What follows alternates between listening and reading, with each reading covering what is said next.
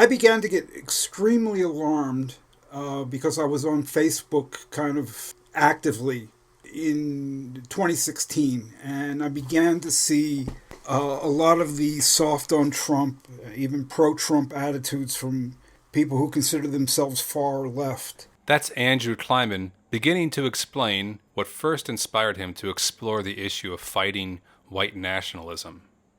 I began to realize more and more and more that there were just really fundamental differences between their thinking and mine. And then, Trump is elected. He gets an electoral college victory, and there was actually a member of our organization. This person was very clearly moving in the direction of white nationalism. And I said, whoa, what we have here is an internal problem, and what we need to do is to have, at least in the beginning, is an organization-wide discussion where we ground ourselves in our legacy, the history, what we know. There was all this nonsense that, was floating around on the left, not on the left, everywhere, about, Trump's victory being a revolt of the white working class, against neoliberalism and the centrists like Hillary Clinton and all of this kind of nonsense. And, this person wrote this really, I don't even want to characterize it. He wrote something. And it was clear to me that it was tilting very gently, but very clearly in the direction of white nationalism. And he had a number of fans and so forth. And they go, oh, there's nothing wrong with this. This is not white nationalism. Unless you don't engage with Trump's supporters. And that idea that, we have to engage with Trump's supporters, that stuck with me. That seemed to me to be a real key idea. And I began to probe. I mean, I'm not against engaging, but there was meaning to that engagement. And it had to do with winning people over. And I began to think more and more about that. And the more I thought about that, the more I said, aha, there's a basic difference in orientation to politics that these folks have versus, let's say, Karl Marx had and that we have. And I began to work out the two issues kind of together. The difference in the basic orientation to politics together with what I knew about Marx struggling against white nationalism and English anti-Irish nationalism among the working class in his day, which he viewed as the same kind of problem as white nationalism.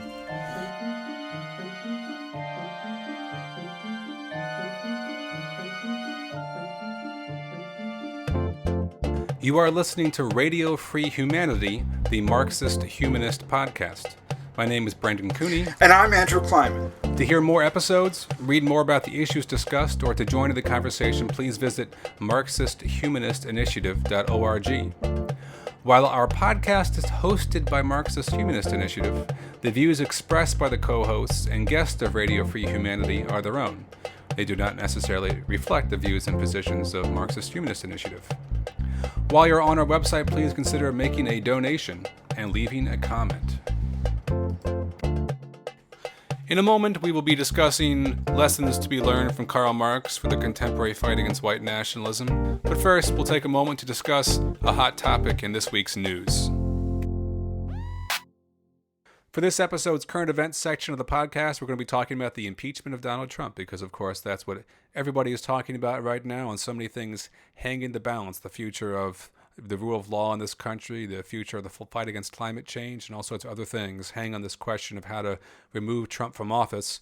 We'll start by picking up in the middle of a conversation that Andrew and I had on this topic. Look, I remember Watergate. It was like 45 years ago, but I remember it. In that case, what really, and I went back within the last year and I kind of looked through the timeline of events, and what really did shift things at that point was information. We had then a situation kind of like what we have now, where there was not a strong sentiment in favor of impeachment. That was a minority view. Nixon had won re-election by a landslide in November of 1972.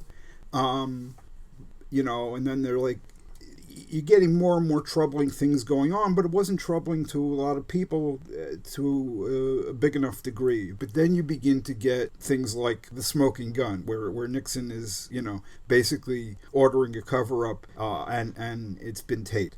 And that kind of thing shifted public opinion against Nixon very decisively, and that's what caused a lot of the Republicans and Southern Democrats to say, okay, we got to impeach the motherfucker. I don't know if they use that expression, but that happened back then, that public opinion turned decisively against Nixon on the basis of the evidence. I'm just not at all confident that would happen this time.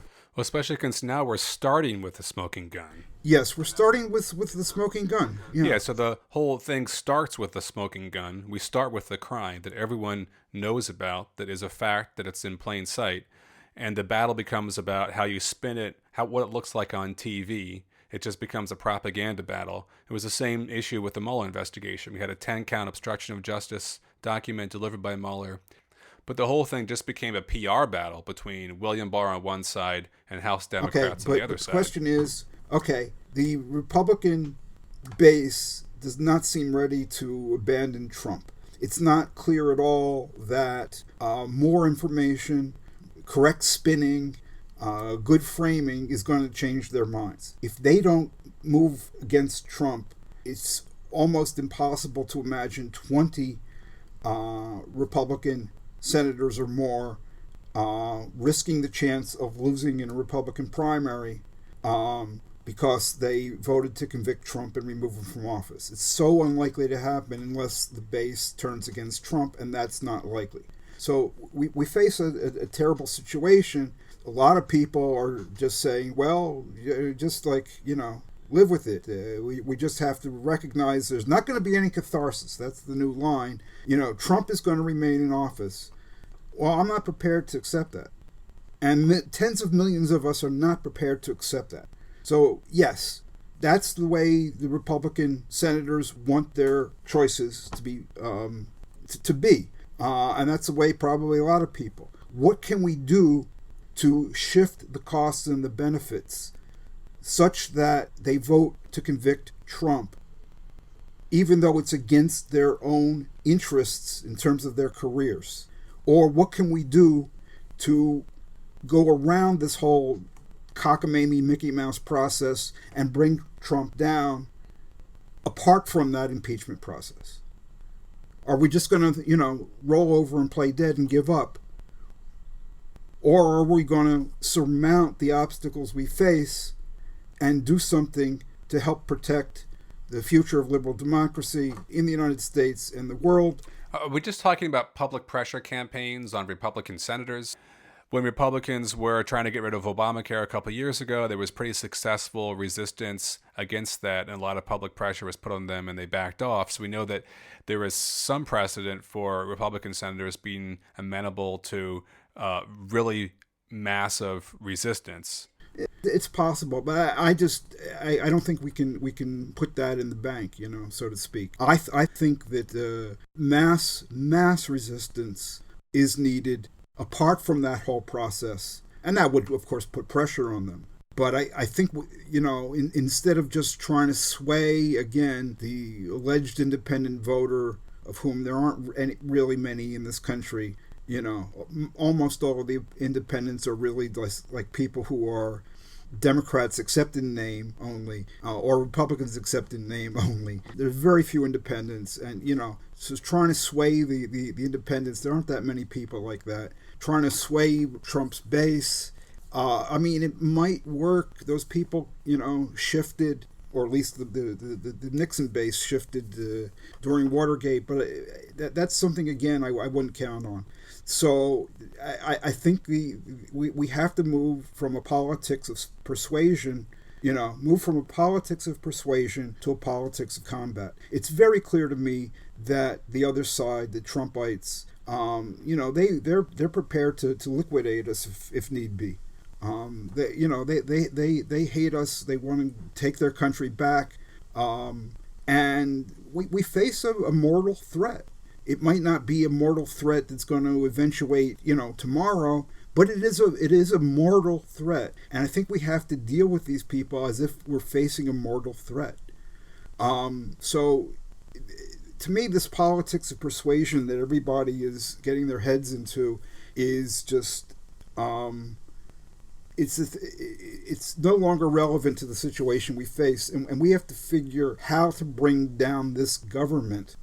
And there are a lot of ways to do that through mass protests, general strikes, and other means. And when these people face a very, very serious threat to their power, well, first of all, then that threat can make good on its promises, and then maybe it will. But short of that, people do the unthinkable. They compromise in unthinkable ways when there is no when that actually becomes the least bad alternative.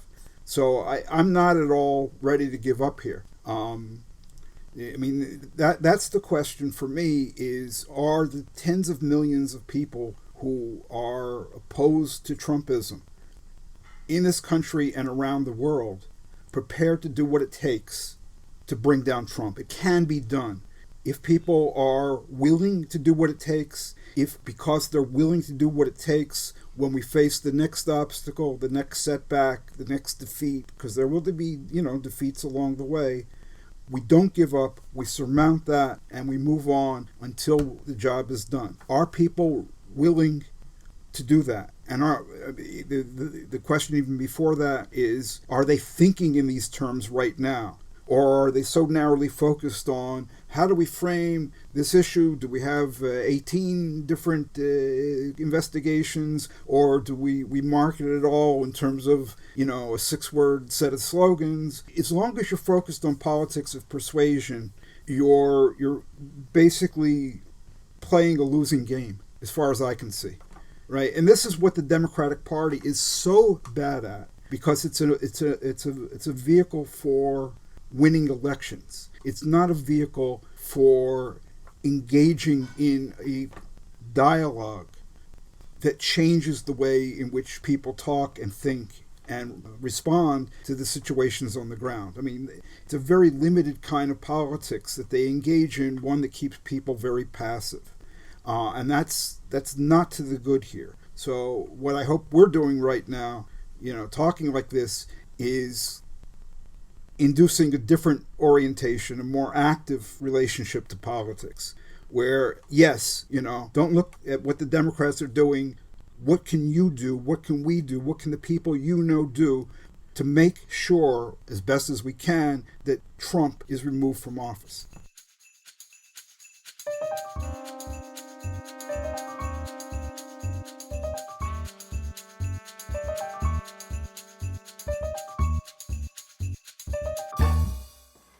It seems like the rise of Trump and Trumpism and of proto-fascist and fascist and authoritarian movements on the global stage in general has brought about this real reorientation of politics on the left.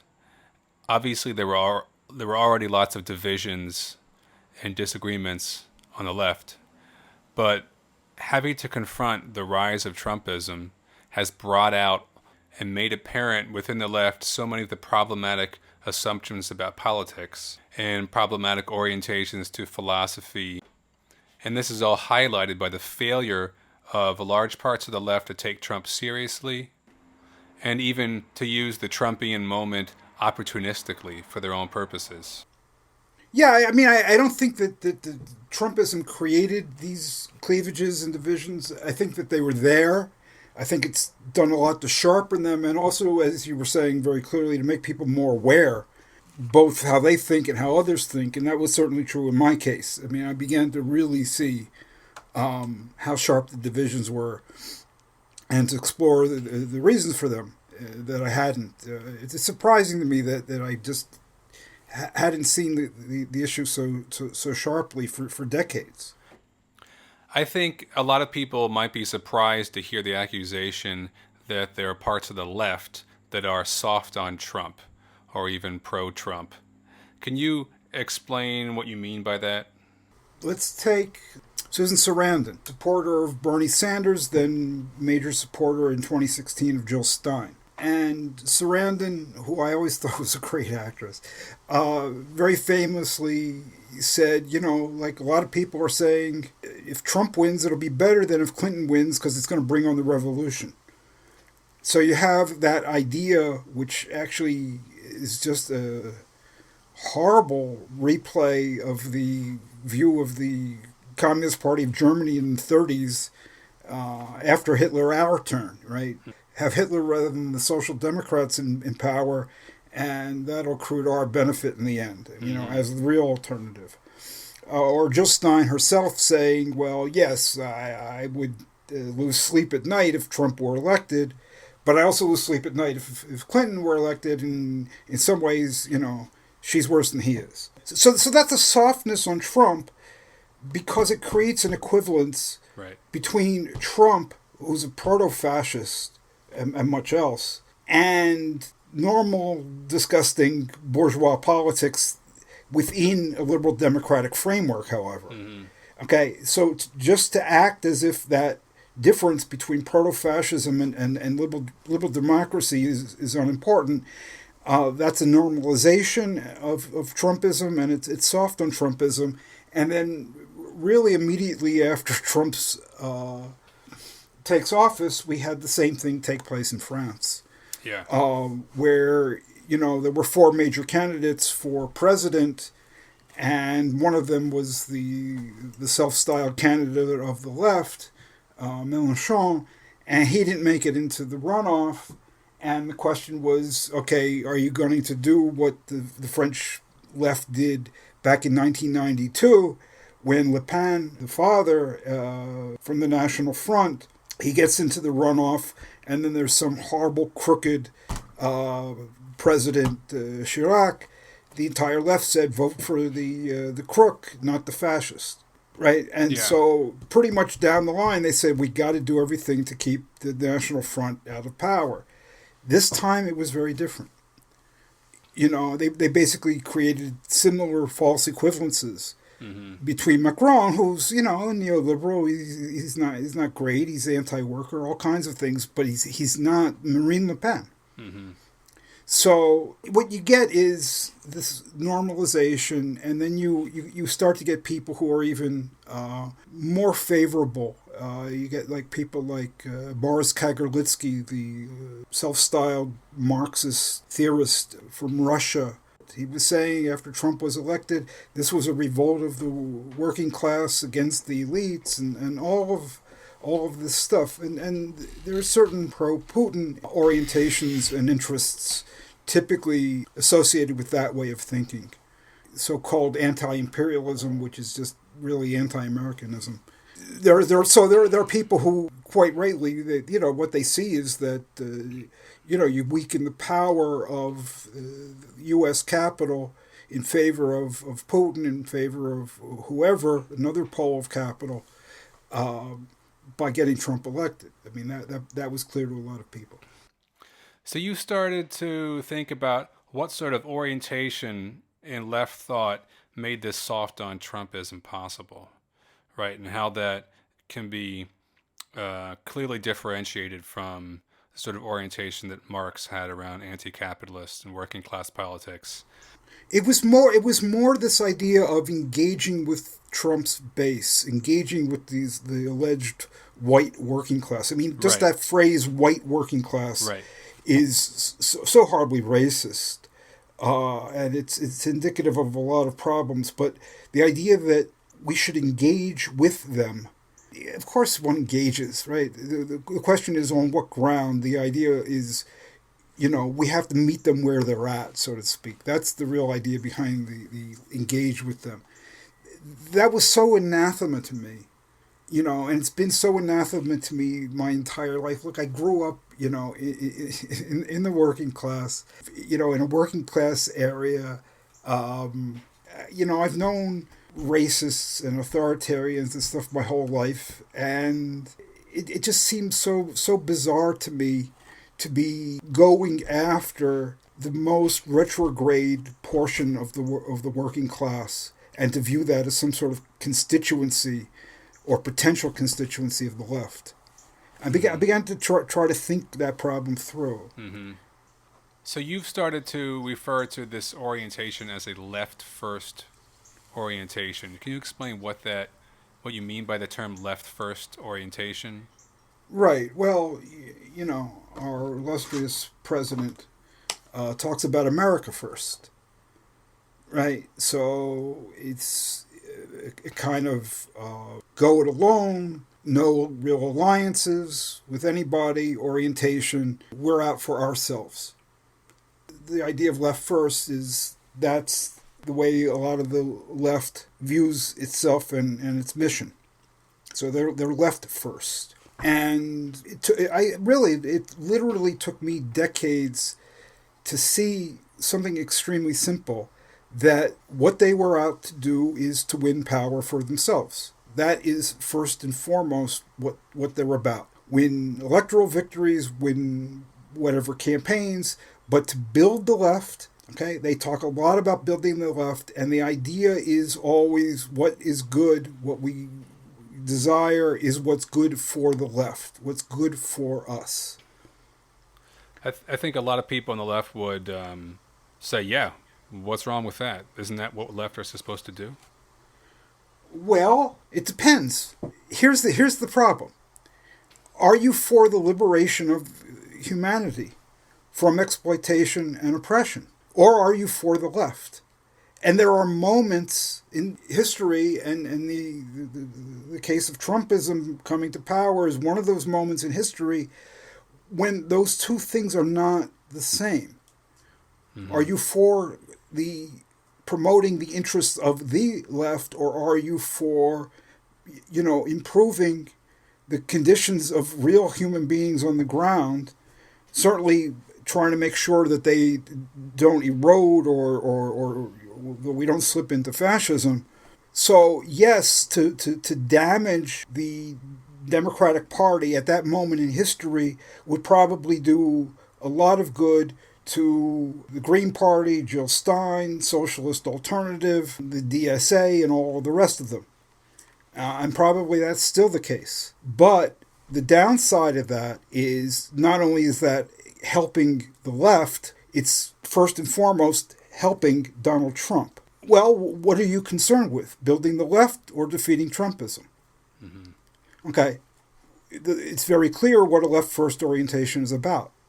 And so you began to get, after the election of Donald Trump, a lot of this kind of left-first type left. Oh, Trumpism is just a distraction. Trump is a distraction. What we have to do is build the left and double down on the struggle against neoliberalism. Not everybody, okay?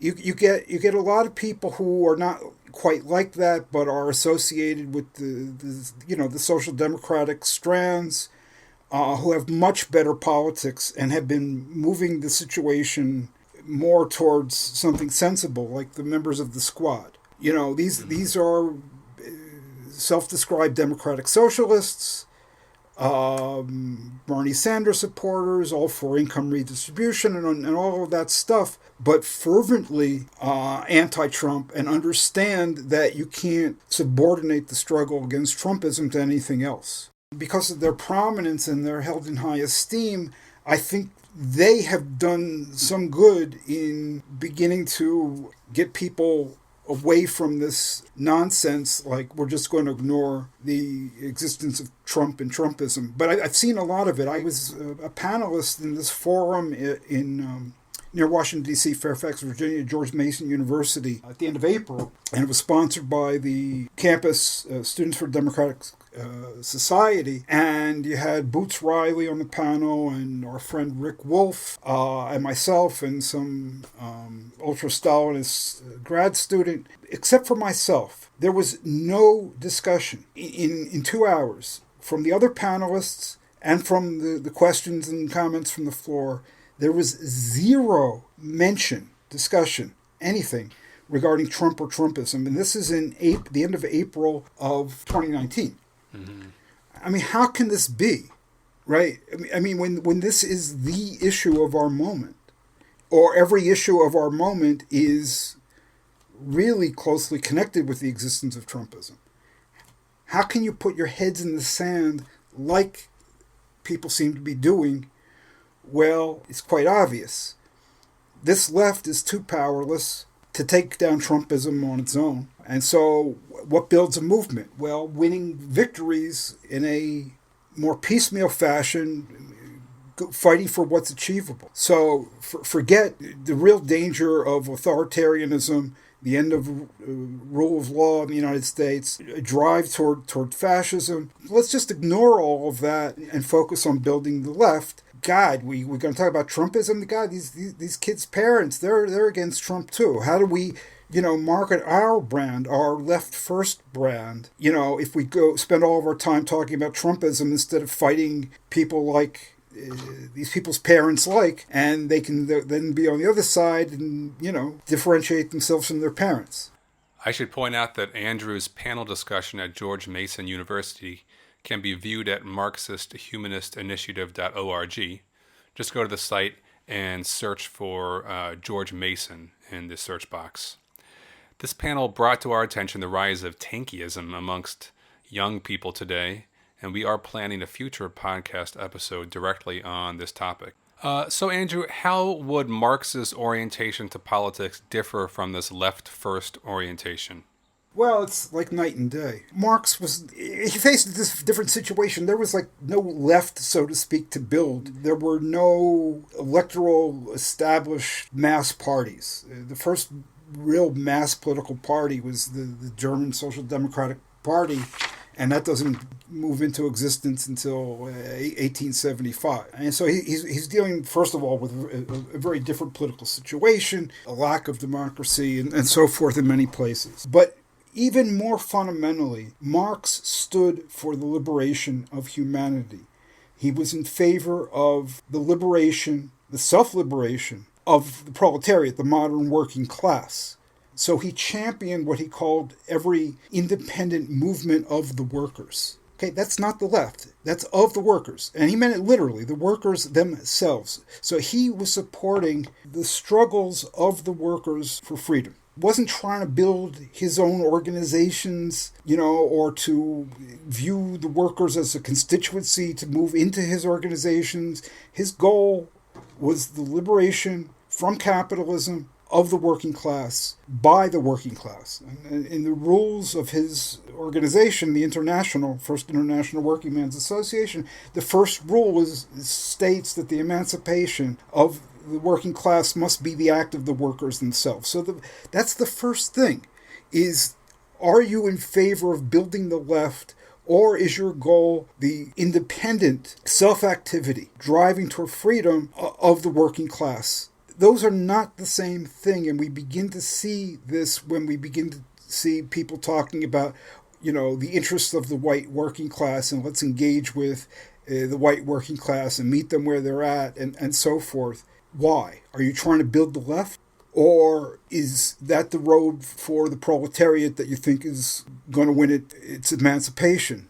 But what I'm trying to get at even more here is, what is the political orientation such that people would find this acceptable to, let's say, these people are racist and they're this and they're that, but, we can win them over on the basis of a positive economic program. Mm-hmm. That's the way they think. What are you winning them over to? Mm-hmm. Are you winning them over to the liberation of humanity from wage slavery? Or are you winning them over to being cogs in your machine that's fighting for your own political power? That's the question that has to be answered. And it just became clearer and clearer to me that the latter was the answer of a lot of these people. They're out for the political power of the left, of themselves, of their organizations, of their movements. They don't regard that as a means, I'm saying. They regard that as a goal. And that is what's so dangerous about this. I just want to say one more thing about Marx's alternative perspective. Yeah. So against the left first orientation. Although it didn't really exist in his day, Marx stood for the independent movement of the workers, and he meant the workers themselves. And the idea of their independence is very important here. Okay, it's not like the independence of like Jill Stein's Green Party being independent of the Democrats and the Republicans. Mm-hmm. What this refers to is the independence of the workers' movement from the bourgeoisie and all bourgeois interests. What Marx confronted, however, was a major obstacle within part of the working class to this kind of independent movement, which was national prejudice, racial prejudice, supremacist thinking, which moved a lot of white working people and in England, English working people into identification with the ruling classes of so-called their country. Mm-hmm. Marx wanted, an independent working class struggle for emancipation from these ruling classes. But what he was getting was a lot of people who were letting themselves be led around and used as tools of these ruling classes. And so they were, so to speak, forging their own chains. Marx struggled against this. So instead of saying, well, let's try to win these workers away from these other people by means of a positive economic program, some social democratic goodies, Marx said, whoa, what we have to do is wage a struggle against actually the conditions that are moving these people behind as followers their own bourgeoisie. So that's really diametrically opposed to the left first types, which say, let's try to win these people over, by meeting them where they're at on the basis of what we can offer them that they like. Marx is saying, whoa, their attitudes are harmful to their own liberation. They're forging their own chains. And what we have to do is, in the interest of the working class, its own independent movement, its own liberation, we have to do what we can to struggle against the conditions that are causing these folks to line up behind their own bourgeoisie against other workers instead of the opposite. You are listening to Radio Free Humanity, the Marxist-Humanist Podcast. Radio Free Humanity is sponsored and hosted by Marxist-Humanist Initiative. To learn more, go to Marxist-HumanistInitiative.org. There you can read MHI's 2018 Perspectives, Resisting Trumpist Reaction and Left Accommodation, which contains a whole chapter on lessons to be learned from Marx on the fight against white nationalism. Andrew, your thinking on this matter was greatly informed by Marx's writing on the issue of Irish independence. What was the historical situation in England and Ireland that Marx was responding to? Of course, England ruled over Ireland. It still nowadays rules over Northern Ireland, but it ruled over all of Ireland. There was the United Kingdom of England and Ireland, or Great Britain and Ireland. And in a lot of ways, the Irish peasantry and working people were held down by this arrangement, this British rule, and of course with the connivance of their own landlords. Conditions were terrible. A lot of people know about the potato famine, and that and other factors caused mass out-migration from Ireland. And, a lot of the folks came to the U.S. from Ireland, escaping hunger. But a lot of them went to England, and there they became working people crowded in slums with unsanitary conditions. But they were also competing for jobs against native English workers within England. Marx's view, not surprisingly, was that this excess supply of labor power in England was driving down wages, and so it was hurting the English workers. The fact that they now had to not only compete for jobs with one another, the English workers, they were also competing with Irish migrants. So that was the objective economic component of the hatred of the Irish migrant workers on the part of some, a lot, but not all, English working people. But it wasn't just an economic issue, because there was a lot of prejudice against them and a lot of supremacist thinking that we're English and we're better than them, and a lot of disparagement of the Irish. And in Marx's view, a lot of what he called the ordinary English workers viewed themselves as members of a ruling nation. They sided in this struggle where Ireland was fighting for independence. They sided with their ruling class, and they sided, in other words, with English empire, English rule over Ireland. So Marx was extremely concerned. You can't believe how concerned, or maybe you can, but he was very, very, very concerned with this supremacist thinking and this prejudice of the ordinary English worker, so to speak, against the Irish workers. And Marx even said, look, the English working class will never accomplish anything. That's a direct quote. Never accomplish anything until England has gotten rid of Ireland. Because as long as England holds on to Ireland, so much of the English working class is going to line up and march behind the English bourgeoisie and the English landlords. Okay, so what position does Marx take then in this situation? Well, first of all, again, he stands for the independent, self-emancipatory movement of the working class. He doesn't say, well, hey, this is what the English workers want, so let's engage with the English working class. Right. First of all, he doesn't look at the working class as inherently divided by nations. Okay, but he's also for its independence. He's very worried that you got a lot of English workers lining up behind the English bourgeoisie and landlords. So he says we got to change these attitudes, and we're never going to change these attitudes as long as England rules over Ireland. So we've got to get rid of English rule over Ireland. We get rid of English rule over Ireland. All of this pretense that we've got empire. We're superior beings. That will strike a blow against all of this in the thinking of the working class. He didn't exactly come out and say this, but it's pretty clear, I think, that that's where he was going, is that the attitudes of these people who were, moving in this kind of like narrow nationalist, prejudicial direction, not solidarizing with their fellow workers who were Irish, to strike a blow against those attitudes. Marx was very clearly saying, explicitly saying, you're not going to be able to successfully strike a blow against these attitudes as long as English rule over Ireland persists. So what we've got to do is fight all out for the defeat of England and the independence of Ireland. Okay, why?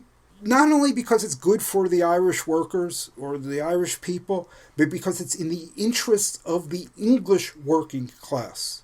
Mm-hmm. Even though a lot of them, thought the other way, by them thinking the other way, they were turning themselves into tools of their capitalist class and landlord class.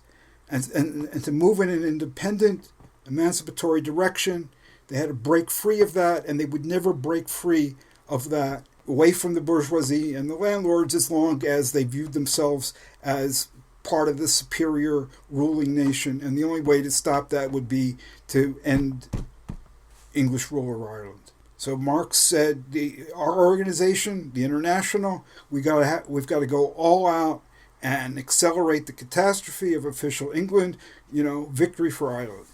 So why doesn't Marx just begin by calling on English workers to overcome their prejudice and antagonism toward the Irish? Well, he just said they're not going to accomplish anything as long as England is in control over Ireland, because this is the way they think, because they are objectively part of this ruling nation. Objectively, they have superiority here.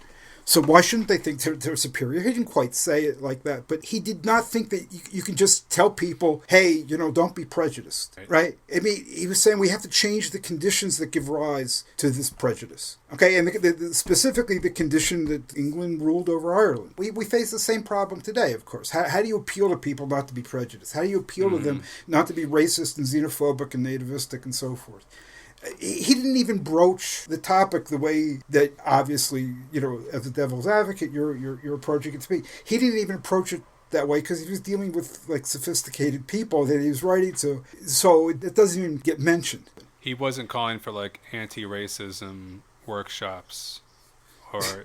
No. I mean, he did encourage the folks that he was involved with in the International, union leaders and so forth to have demonstrations in support of Irish political prisoners and so forth, and with pro-Irish slogans, in order to show that it was not the entirety of the working class that was lining up behind the English bourgeoisie. That was important to show that there was an alternative, but you don't change these ingrained prejudices just by asking them to do so. I think the historical parallel that you've drawn between the nationalism and prejudice that Marx worried about and our own contemporary problem with white nationalism is fairly clear. But in terms of what to do about it, so if Marx called for Irish independence and the defeat of England, what is the contemporary parallel of that? Well, I think that if we have this similar orientation politically, that we're for independent movement of working people themselves and freedom movements that are not like working people's movements per se, but if we're interested in the liberation of humanity being gained by the people doing it themselves, if that's our goal, and not building our own organizations and winning victories for the left and thinking of people as a constituency for us to win over, if we have a perspective like Marx, then we're not going to pander to the perceived interests of workers who are pro-Trump, or their interest as it exists right now within capitalism. We're going to look towards the liberation of humanity. We're going to look to these people's world historic interests as shapers of a new class of society and say, God, they're lining up behind this dictator, frankly, who announces, I alone can fix it. This is not human liberation. This is anathema to human liberation. Okay, we can't pander to any of this. So it's not a question of whether to engage with them or not.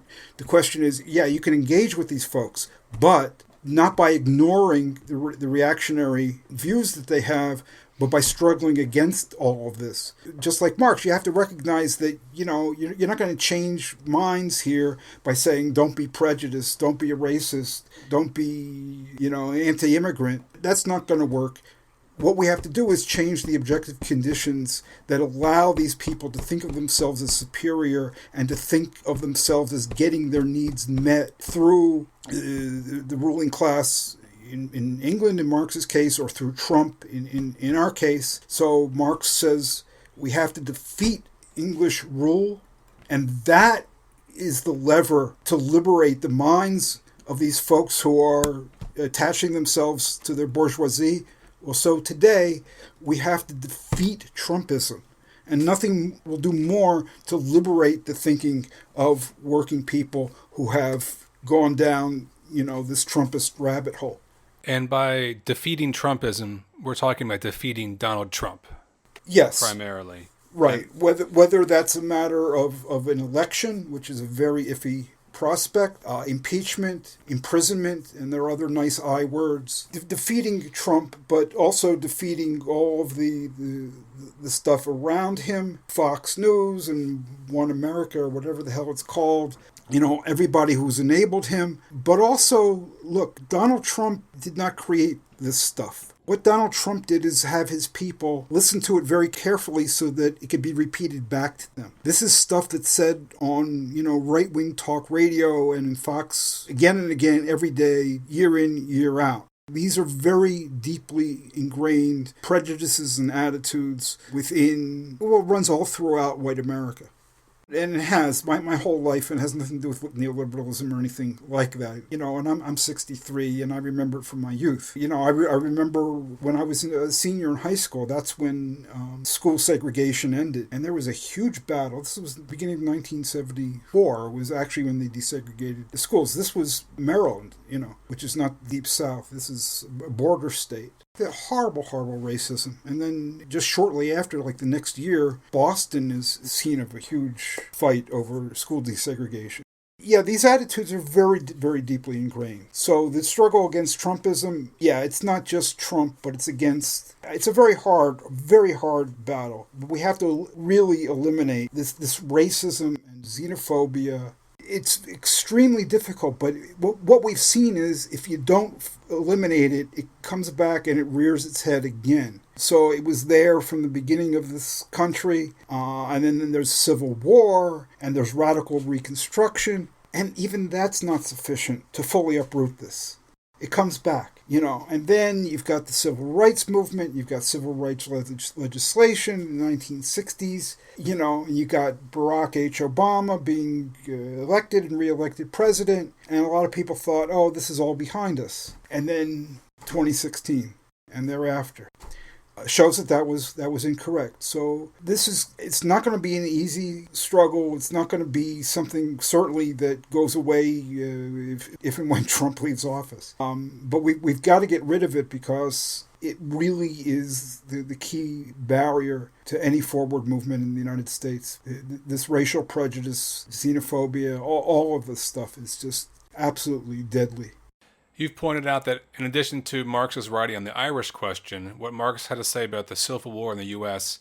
is also perhaps relevant to our contemporary situation. Right. It's actually very interesting that Marx compared these two cases, the Irish case, Ireland versus England that we were talking about, and the U.S. case. And he didn't use the term white nationalism, which is, a modern term. But he posed the situation that the working class faced with vis-a-vis slavery in the South. He compared that quite directly to the situation of England versus Ireland on the basis of what we would today call white nationalism. I'll read you some of what he wrote. Quote, "The ordinary English worker cherishes religious, social, and national prejudices against the Irish worker. His attitude towards him is much the same as that of the, quote, poor whites, close quote, to the Negroes in the former slave states of the USA." Okay, so it's a question of supremacist thinking, of national prejudice, of racial prejudice, and Marx was saying, my God, in the United States, just like in England, the English working class will never accomplish anything until England's gotten rid of Ireland. He wrote in... I believe this was, he wrote it in Capital, his book Capital. Also, he wrote it in a letter on behalf of the International, the Working Men's Association, to Abraham Lincoln, and said, look, the independent movements of the workers were held back by the existence of slavery because so much of the white portion of the working class viewed itself as superior, was anti-black, and so sided with the plantation owners in the South. And he said what freed up the situation was the defeat of the South in the Civil War. And before the South was defeated, when the Civil War was happening, Marx was all in favor of the North. And he was actually full out in favor of the North and its victory in the Civil War, even though the war at that point, the Civil War, was not an anti-slavery war. Slavery was still in existence. Lincoln had not issued the Emancipation Proclamation. What they were fighting over was whether the South would be allowed to secede or not. But Marx was like, look, in the end, this is going to be a war that's going to overcome slavery, and that's what we need to free up the minds of white working people in this country who are, prejudiced and so forth. A defeat of the people that they're backing, a defeat of the basis of their supremacist ideas. That's what's needed. Appealing to them on some other basis isn't going to work. So he said we got to fight for an end to slavery, not only on humanitarian grounds, although that certainly, but it's also not just in the interests of the black slaves, it's in the interest of the white workers. Marx wrote very famously in Capital, labor cannot emancipate itself in the white skin, where in the black it is branded. So when black laborers are branded, i.e. enslaved, white workers are not going to be able to free themselves. And again, it's because a people that oppresses or enslaves another people, they forge their own chains. So Marx was, he thought that this perspective was confirmed. He was very satisfied to note that when the North emerged victorious from the war, the slave owners in the South were defeated, that was the very moment where the struggle for a shorter working day really took off in the United States. And he says, move with the 7-league boots of the locomotive from, Baltimore to San Francisco, or whatever, from one coast to another. So it's pretty much the same thing. It's the same perspective applied to a different situation that Marx viewed, however, as identical in essence insofar as supremacism and divisions within the working class are concerned. I should remind you that you can read more about lessons from Marx regarding white nationalism in MHI's 2018 Perspectives called Resisting Trumpist Reaction and Leftist Accommodation, and that's at Marxist-Humanist-Initiative.org. Speaking of Marxist-Humanist Initiative, maybe we could tell you a little bit about the organization. Hello, this is Anne Jacquard, Organizational Secretary of Marxist-Humanist Initiative. Marxist-Humanist Initiative, or MHI, aims to contribute to the transformation of this capitalist world by projecting, developing, and concretizing the philosophy of Karl Marx and its further development in the Marxist humanism articulated by Raya Dunayevskaya. We are not a political party, nor are we trying to lead the masses whose emancipation must be their own act. But we have seen that spontaneous actions alone are insufficient to usher in a new society. We seek a new unity of philosophy and organization in which mass movements striving for freedom lay hold of Marx's philosophy of revolution and recreate society on its basis. Today's political, economic, and environmental crises present a moment to engage people in discussion of these ideas. MHI is dedicated to the task of proving theoretically that an alternative to capitalism is possible. We are distinguished by our economic analyses, which demonstrate that the only opposite to the current world economic system is its abolition and replacement with one not based on the production of, quote, value. Because capitalism cannot be fundamentally reformed, attempts to reform it lead to an intensification of state capitalism, not socialism. MHI's ideas and actions, as well as our structure and rules, are guided by the interests of working people and freedom movements, of people of color, LGBTQ people, other minorities, youth, and all those around the world who are struggling for self-determination in order to freely develop their own human natures. We have no interests separate and apart from theirs. We intend to practice, as well as espouse, a two-way road between our organization and people outside it as essential to developing a single dialectic in the relationship of theory to practice. So what would you say to people, and I know you've gotten this question or feedback before, that, look, Marx was writing in a different century about very different historical situations, national independence movements, and war, and that's very different than the context of Donald Trump getting elected. And therefore... Right. So, and therefore, something about your argument can't work, you can't make the analogy, or you can't draw the same conclusions. Right. Well, I would say I'm not doing that, okay? I'm not assessing a total situation in Marx's day and saying, let's apply what he says to do in that situation to a different situation taken as a whole. I'm not doing that. What I'm saying is what three things have in common. Three things being the case of Ireland versus England, the case of prejudice against blacks in the U.S. at the time of the U.S. Civil War, and Trumpist, racist, xenophobic, etc. attitudes. What these three things have in common, despite all these differences in the overall political context, they have a lot in common. Prejudice of a good section of the working population. It's not in the world historic interests of, the working class. It's dividing the working class against itself.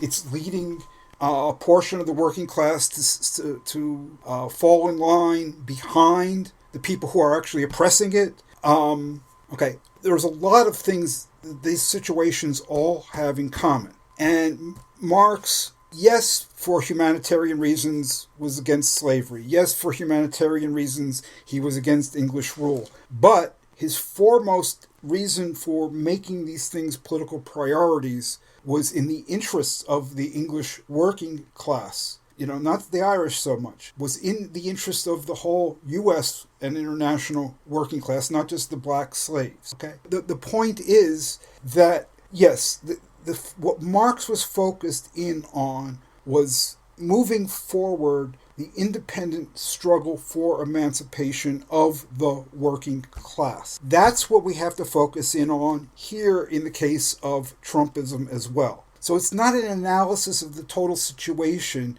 that's saying, okay, we got to defeat England in its attempt to rule over Ireland, or we got to defeat the plantation owners in the South. Marx is saying, what can help free the working class to move forward in its world historic struggle for liberation? Okay, that is the issue that we are confronting today with Trumpism. We confront a lot of other issues as well. But if you're thinking like Marx was thinking, and like we Marxist-Humanists are thinking about the independent, self-emancipatory struggle of the working class, in that respect, what we're dealing with is almost exactly the same set of circumstances as Marx encountered with respect to English rule over Ireland and the U.S. Civil War. Okay, so that facet of the problems is shared, and therefore I'm convinced that the same orientation to fighting these problems applies. Okay, it's not a question of the overall situation being exactly the same. No, it's not exactly the same. But what is exactly the same is attitudes, very deeply ingrained attitudes that are not going to go away as long as the present situation of ruler and ruled, superior, inferior, persists. Those attitudes are not going to go away, and they are key impediments to the forward movement, for freedom of the working population. We've got to fight that. Okay, so it's not just the hypothetical that you asked. What if people were to say this? I've encountered this. I presented on these ideas at the most recent Left Forum, and it was like, well, your analogy doesn't hold because somebody said, because some aspect of this and that and the other is different. Yeah, it's different. And then I was recently interviewed, and again, like, oh, I don't get the analogy because, well, England had power over a foreign country, and that's not what we're talking about with Trumpism. And yeah, there's a lot of things that are different, but if you focus on the problem that Marx was focused on, the attitudes, the allegiance of the working class, is it fighting for its independence, on independent ground for its own emancipation? If you're thinking in those terms, then with respect to that issue, we're dealing with almost identical circumstances. It's almost like this objection that you can't make this analogy because the total situation is different, entirely misunderstands what the nature of an analogy is. I think that's right. I think a lot of people, maybe most people, don't really understand analogies. Throughout my life, I've had people say, the analogy doesn't hold because, there's A and there's B, and you're making an analogy between one facet of A and the same facet of B. And people then point to, well, A and B are not identical. Well, yeah, that's what makes it an analogy. Well, this discussion of analogies reminds me of the ending of your presentation on this topic at the Left Forum, which I think drove home your point pretty clearly. In your PowerPoint presentation, you showed two columns, one on the left detailing the political situation that Marx is dealing with, and one on the right talking about the analogous situation for us today. I thought perhaps we could just go through those 7 or 8 points just to highlight and make explicit the parallels. So, how about if I read the column on the left and you can read the column on the right? So, in England and U.S. in the 1860s, there were serious racial and national divisions among working people. And in the U.S. today, there are serious racial and national divisions among working people. In Marx's time, many English and white workers had supremacist attitudes and sided with their ruling classes against Irish and black workers. And today, many white workers have supremacist attitudes and side with Trumpist reaction against immigrant workers and black workers. Back then, in England and the U.S., these types of thinking were an impediment to independent, emancipatory, working-class self-activity and self-development. Yes, same today. In England and the U.S., back in the 1860s, Marx didn't pander to these English and white workers' perceived interests or interests within capitalism. Right. I don't think we should pander today either. In England and the U.S. in the 1860s, working people in these countries, Marx thought they would never accomplish anything until England had gotten rid of Ireland and until U.S. slavery had ended. Right, and I don't think working people in the U.S. will accomplish anything until the U.S. has gotten rid of Trump and Trumpism is ended. Let me just say, I mean, we're in serious danger of not having any movements being allowed to exist. An outlaw, real dictatorship and of all kinds of freedoms under Trumpism. I mean, how are we going to move forward if Trump really is able to consolidate power, becomes president for life and, gets rid of independent journalism and exiles Ilhan Omar and all kinds of things. Let's get serious. We got to get rid of this monstrosity. And on to the next bullet point. In Marx's time, he said that the key immediate task was to defeat official England and for the South to lose the Civil War. Right. So today, the key immediate task is to defeat Trump and Trumpism. And in Marx's time, he wanted the International to side openly with Ireland and the North in the U.S. and to, quote, accelerate the catastrophe of official England and the Southern slavocracy. Right. And so today, what we need to do is side openly with the resistance to Trumpism and to accelerate the catastrophe of Trumpism. I liked this part of your presentation. I thought it very clearly drove home all the points in case people hadn't gotten them. Yes, and it was right after this point that somebody said, well, your analogy doesn't work because because England had power over a foreign country. You're going to have to make a footnote about what analogies are in the next presentation. Yeah, it's that, but also, do you know the Kreplach joke? No. Okay, you know what Kreplach are? No. Okay, Kreplach are Jewish food. It's kind of like a Jewish wonton noodle. Okay, it's a dough with some meat on the inside. You don't stick it in soup. You can put Kreplach in soup. Yeah, okay, so you sounds can put good. it in soup too. So it's kind of like wonton. Anyway, there's this old joke. I'll try to make it quick. There's this woman, and she's got a son, little boy, who is petrified, deathly afraid of Kreplach. Why would you be afraid of Kreplach? He's deathly afraid of Kreplach. The woman doesn't know what to do. She goes to her rabbi. Now, her rabbi is, a rationalist, a very modern man, product of the Enlightenment. He says, well, your son is afraid of Kreplach because he doesn't understand Kreplach. He doesn't know how Kreplach are made. If you show him how the Kreplach are made, he sees how the Kreplach are made, he won't be afraid. So the woman goes home, takes her son into the kitchen, sits him on a stool, says, I want to show you, okay? You see, I'm rolling out dough, and here I cut